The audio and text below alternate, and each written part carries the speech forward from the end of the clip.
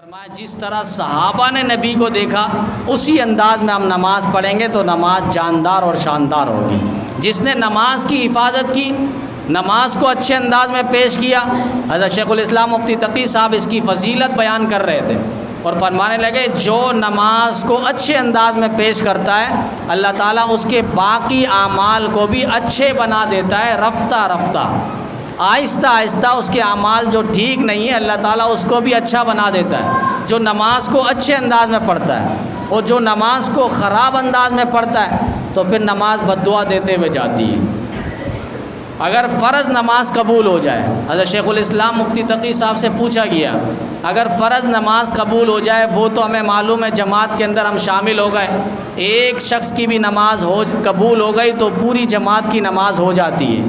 لیکن سنتوں کے بارے میں کبھی یقین نہیں ہے۔ تو انہوں نے فرمایا سنت جو ہے وہ فرض کے تابع ہے، اگر فرض کی نماز قبول ہو جائے تو سمجھ لو یہ سنت بھی نفل بھی اللہ تعالیٰ نے قبول کر لی ہے۔ اس کی مثال دی، ہم گائے لینے کے لیے جاتے ہیں تو گائیں خریدنے کے بعد گائے پہ جو رسہ ہوتا ہے اگرچہ وہ خراب کیوں نہ ہو، گلا سڑا کیوں نہ ہو، پھر بھی مالک اس کے جسم سے گلے سے اتارتا نہیں ہے،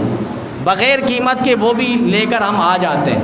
اس کا بھی ایک لحاظ سے سودا ہو جاتا ہے۔ گائیں خرید لی، اب اس میں جو چیزیں ہیں وہ خود بخود آ جاتی ہیں۔ فرمایا فرض نماز ہو جائے تو اس کے ساتھ جو سنتیں ہیں اور نفلی نماز ہے اللہ تعالیٰ اس کو بھی قبول فرما لیتے ہیں۔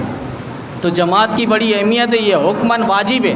بلا عذر چھوڑنے والا اور گھروں میں نماز پڑھنے والا جو رحمت للعالمین پیغمبر ہے، جو کل قیامت کے دن آخری امت کے لیے بھی روئے گا، ترسے گا، اسے جنت لے جانے کے لیے فکر مند رہے گا، وہ نبی کیا کہہ رہے ہیں؟ فرمایا میرا دل چاہتا ہے کسی کو کہوں وہ نماز پڑھائے اور میں ان کے گھروں میں جاؤں، جو نماز پڑھنے مسجد نہیں آتے ان کے گھروں کو میں جلا دوں، ان کے گھروں کو میں جلا دوں۔ کس طرح گھٹن ہے اور کس طرح ایک درد ہے اور کس طرح ایک غم ہے، یہ فکر کی بات ہے۔